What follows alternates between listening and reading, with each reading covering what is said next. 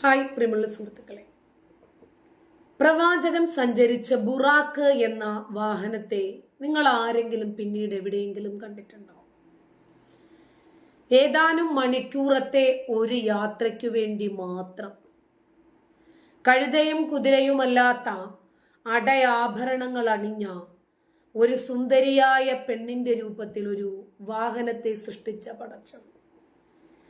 ബുറാക്ക് എന്ന് നിങ്ങൾ ഗൂഗിളിൽ അടിച്ചു നോക്കിയാൽ അതിന്റെ ചിത്രങ്ങൾ കിട്ടും.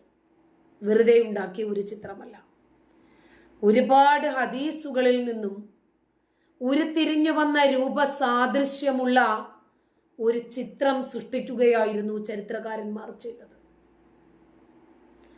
ഖുർആനിൽ പറഞ്ഞ ആ വാഹനം, ഹദീസുകൾ വിശദീകരിച്ച ആ വാഹനം ബുറാക്ക് എന്ന കഴുതയുടെയും കുതിരയുടെയും സങ്കര ഇനത്തിൽപ്പെട്ട ഒരു ജീവിയാണ്. അതിൻ്റെ പുറത്തിരുന്നാണ് മുഹമ്മദ് നബി സ്വർഗവും നരകവും ഒക്കെ കണ്ടെന്നും 7 ആകാശത്തിനപ്പുറത്തേക്ക് യാത്ര ചെയ്തെന്നുമൊക്കെ വിശ്വസിക്കുന്നത്. ഇത് മിത്താണോ എന്നതാണ് ചോദ്യം. ശിവപുരാണത്തിലുള്ള ഗണപതിയുടെ വിശ്വാസം മിത്താണെങ്കിൽ പറയണം. ഇസ്ലാമിലുള്ള ഇത്തരം മിത്തുകളെ സംബന്ധിച്ച് സംസാരിക്കാൻ സ്പീക്കർ അവിടെ നിൽക്കട്ടെ, ആർക്കെങ്കിലും ധൈര്യമുണ്ടാകുമോ? ഇസ്ലാമിന്റെ മതവികാരം, മുസ്ലിങ്ങളുടെ മതവികാരം വളരെ പെട്ടെന്ന് വ്രണപ്പെടും. അതെങ്ങാനും വ്രണപ്പെട്ടാൽ അതിനെ പെയിന്റ് അടിക്കാൻ ആജീവനാന്ത കാലം അതിനെ വെളുപ്പിച്ച് നടക്കാനും മടിയില്ലാത്ത ജേർണലിസ്റ്റുകൾ ഇവിടെയുണ്ട്. ഒരിക്കൽ തട്ടമിട്ട നാറികൾ എന്ന് പറഞ്ഞു പോയതിന്റെ പേരിൽ ജീവിതകാലം മുഴുവനും അത് തിരുത്തി പറഞ്ഞുകൊണ്ടിരിക്കുന്ന ജേർണലിസ്റ്റുകൾ.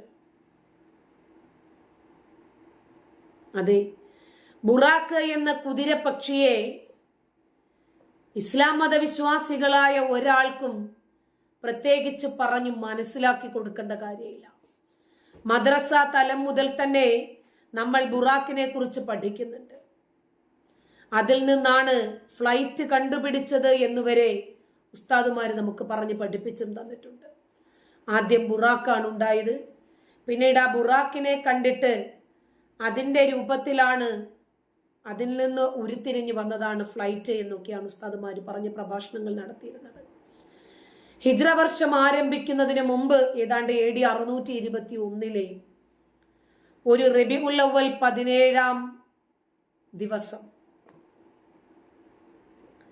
രാത്രി മക്കയിൽ നിന്ന് ഈ കുതിരപക്ഷിയുടെ, കഴുതപക്ഷിയുടെ, ബുറാക്കിന്റെ പുറത്ത് 1200 കിലോമീറ്ററിലധികം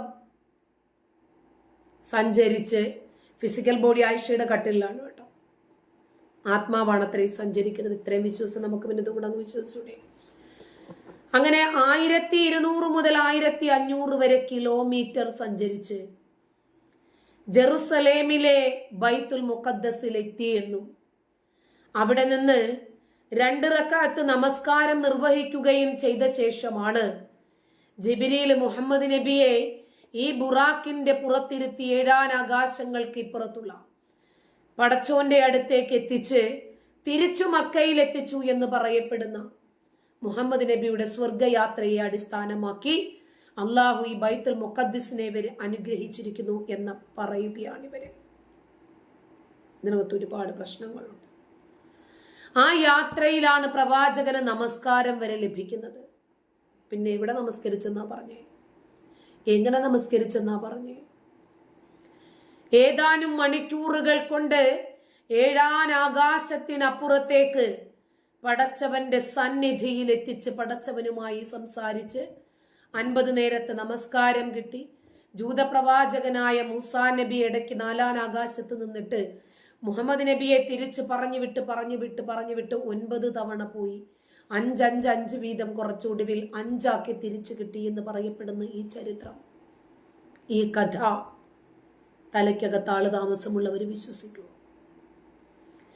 ഈ ചരിത്ര കഥയിൽ, ഈ മിത്തിൽ വിശ്വസിച്ചിട്ടാണ് ഇന്ന് മുസ്ലിങ്ങൾ മസ്ജിദുൽ അഖ്സ ദേവാലയത്തിനുമേലും ആ പ്രദേശത്തിനുമേലും അവകാശവാദം ഉന്നയിച്ചു കൊണ്ടിരിക്കുന്നത്. അള്ളാഹുവിന്റെ കൽപ്പന ലഭിച്ചതായി പറഞ്ഞുകൊണ്ട് എല്ലാവരും കഅബയെ നോക്കിയാണ് ആരാധിക്കേണ്ടത് എന്നും ഖുർആൻ പറഞ്ഞു വെച്ചു. കാരണം അങ്ങോട്ട് തിരിഞ്ഞിട്ടാണ് നമസ്കരിക്കാൻ ഫോക്കസ് ചെയ്യേണ്ടത്. 2-ാം അധ്യായത്തിലെ 142-ലും 144-ലും അത് തന്നെയാണ് പറഞ്ഞത്. മുഹമ്മദ് നബിയുടെ മരണശേഷം അധികാരത്തിൽ വന്ന അബൂബക്കറും ഉമറുമൊക്കെ ആ നിയമങ്ങളൊക്കെ മാറ്റി തിരുത്തുകയായിരുന്നു. 2-ാം ഖലീഫയായ ഉമർ AD 637 ജൂതന്മാരുടെയും ക്രൈസ്തവരുടെയും ആസ്ഥാനമായിരുന്ന ജെറുസലേം പിടിച്ചടക്കി. അവിടെ ഉണ്ടായിരുന്ന ഇസ്ലാം അല്ലാത്ത ആളുകളെ പിഴുതെറിയുകയാണ് ചെയ്തത്. ജെറുസലേം അറബികൾ പിടിച്ചെടുക്കുന്നതിന് മുമ്പ് ആരുടേതായിരുന്നു എന്നതിനെ ആശ്രയിച്ചാണ് ഇസ്രായേൽ പലസ്തീൻ തർക്കത്തിലെ ന്യായ അന്യായങ്ങൾ മനസ്സിലാക്കേണ്ടതും ജഡ്ജ് ചെയ്യേണ്ടതും. ബൈത്തുൽ മുഖദ്ദസ് എന്ന ആരാധനാലയം ജെറുസലേമിലാണുള്ളത്. മക്കളെ മതസേവനത്തിനു വേണ്ടി ആരാധനാലയങ്ങളിലേക്ക് സമർപ്പിക്കുന്ന ആചാരം അവിടെ നിലനിന്നിരുന്നു അക്കാലത്ത്. യേശുവിന്റെ മാതാവായ മറിയത്തിന്റെ മാതാപിതാക്കളായിരുന്ന ഇമ്രാനും അന്നയും അവരുടെ കുഞ്ഞിനെ ഈ ആരാധനാലയത്തിലേക്ക് സമർപ്പിക്കാം എന്ന് നേർച്ച പറഞ്ഞിരുന്നത്രേ. പക്ഷേ പ്രസവിച്ചത് പെൺകുഞ്ഞിനെയായി പോയി. പെൺമക്കളെ അവിടെ സമർപ്പിക്കുന്ന രീതി ഒന്നുണ്ടായിരുന്നില്ല. എങ്കിലും പ്രാർത്ഥന നിറവേറ്റുന്നതിന് വേണ്ടി മറിയം എന്ന് പേര് നൽകിയ ആ കുഞ്ഞിനെ ബൈത്തുൽ മുഖദ്ദസിലേക്ക് സമർപ്പിക്കുന്നതിന് വേണ്ടിയാണ് പോയിരിക്കുന്നത് എന്നാണ് ഖുർആൻ സൂചിപ്പിക്കുന്നത്. ആ വചനം ഞാൻ കാണിച്ചു തരാം. 3-ാം അധ്യായമായ ആലു ഇമ്രാൻ എന്ന അധ്യായത്തിലെ 33-ാമത്തെ വചനം ശ്രദ്ധിച്ചോ. ചിലരുടെ സന്തതികളായിക്കൊണ്ട് അള്ളാഹു കേൾക്കുന്നവനും അറിയുന്നവനും അത്രേ. മുമ്പിൽ ഇനി വേറെ എന്തെങ്കിലും ആണെന്ന് ഇവർ പറഞ്ഞു കളയും. അതുകൊണ്ടാണ് അതും കൂടെ കാണിച്ചത് കേട്ടോ, ആവശ്യമില്ലാതിരുന്നിട്ട് പോലും. ശരി, 35 നോക്കിയോ. ഇമ്രാന്റെ ഭാര്യ പറഞ്ഞ സന്ദർഭം ശ്രദ്ധിക്കുക.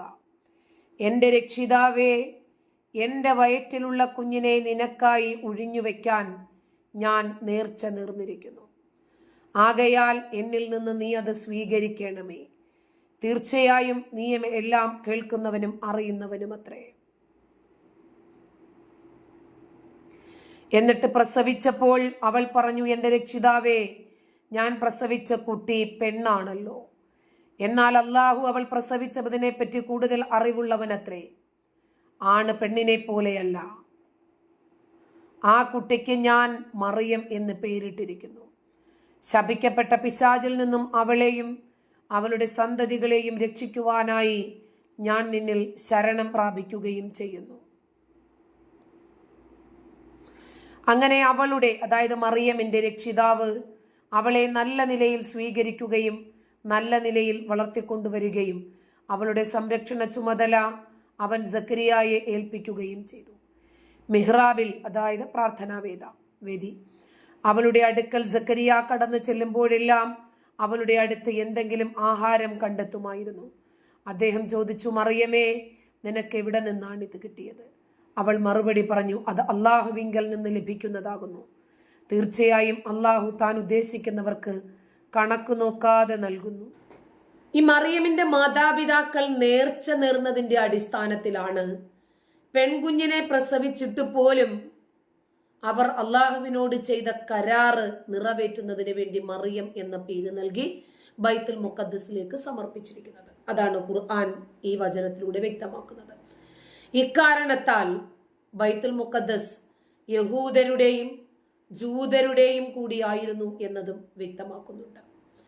ഈ ദേവാലയം സ്ഥിതി ചെയ്യുന്ന ജെറുസലേം യഹൂദർക്കും ജൂതർക്കും യേശുമാതാവിന്റെ സ്പർശനമേറ്റതാണ് എന്ന കാരണത്താൽ ക്രിസ്ത്യാനികൾക്കും ഒരുപോലെ അവകാശപ്പെട്ടു എന്ന് അവർ വാദിക്കുന്നു. എന്നാൽ ഈ ജെറുസലേമിനെ ആസ്ഥാനമാക്കിയിട്ടുള്ള രാഷ്ട്ര രൂപീകരണമാണ് PLO. അതുപോലെ ഇസ്ലാമിക് ലിബറേഷൻ ഗ്രൂപ്പായ ഹമാസും ലക്ഷ്യമിടുന്നത്. ഇപ്പോൾ ഷംസീർ പറഞ്ഞത് നമുക്കറിയാം, ഗണപതി മിത്താണ്, സമ്മതിക്കുന്നു. ലോകത്തുള്ള മുഴുവൻ മുസ്ലിങ്ങളും അത്രയും ബൈത്തുൽ മുഖദ്ദസ് എന്ന ആരാധനാലയത്തിൽ അവകാശവാദം ഉന്നയിക്കുന്നത് നബി നടത്തി എന്ന് പറയപ്പെടുന്ന ഈ ആകാശാരോഹണം, രാത്രി യാത്ര, രാപ്രയാണം, ഈ സ്വർഗയാത്ര, ഇത് മിത്താണോ? ബുറാക്കിന്റെ പുറത്തു കയറിയുള്ള യാത്ര, അതോ ഇത് യുക്തിഭദ്രമായ ഉന്നത വിദ്യാഭ്യാസവും നിലവാരവുമുള്ള ചിന്തയുടെ അടിസ്ഥാനത്തിലാണോ ഈ പറയുന്നത്?